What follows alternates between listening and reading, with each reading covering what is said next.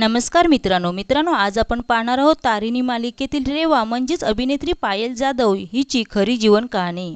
Zee मराठीवरील Tarini मालिकेत रेवा सबनीस ही आव्हानात्मक भूमिका साकारणारी अभिनेत्री पायल जाधव हिचा खऱ्या आयुष्यातील संघर्ष आणि यशोगाथा अत्यंत प्रेरणादायी आहे।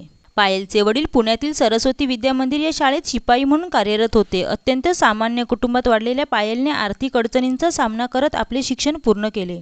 या शाळेत तिचे वडील शिपाई होते, त्याच शाळेत पायलने आपले प्राथमिक व माध्यमिक शिक्षण पूर्ण केले आणि जिद्दीच्या जोरावर यश मिळवले। पायलने पुणे विद्यापीठातून मास्टर इन हेल्थ सायन्स ही उच्च पदवी घेतली आहे। तिला लहानपणापासूनच नृत्याची आवड होती। तिने पुणे विद्यापीठाच्या ललित कला केंद्र येथून भरतनाट्यममध्ये मास्टर पदवी पूर्ण केली आहे।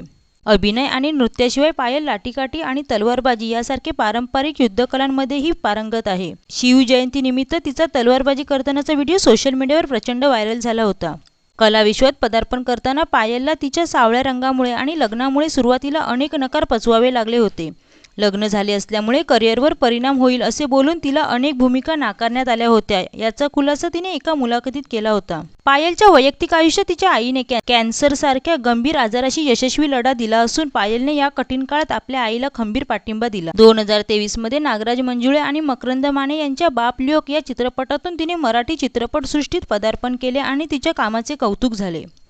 कलर्स मराठीवरील अबीर गुलाल या मालिकेत तिने साकारलेली श्री ही भूमिका प्रेक्षकांना खूप आवडली। याशिवाय तिने गोलमाल, मानवत मर्डर्स आणि डिटेक्टिव्ह धनंजय यामध्ये महत्त्वाच्या भूमिका केल्या आहेत। बिग बॉस मराठी 5चा विजेता सूरज चव्हाण याच्या आयुष्यावर आधारित झापूक झुपूक या चित्रपटात तिने सूरजच्या बहिणीची भूमिका साकारली होती।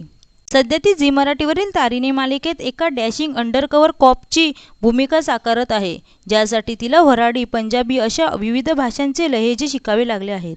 तर मित्रांनो, तुम्हाला तारिणी मालिकेतील रेवा म्हणजेच अभिनेत्री पायल जाधव हिचा अभिनय कसा वाटतो हे कमेंटमध्ये नक्की सांगा।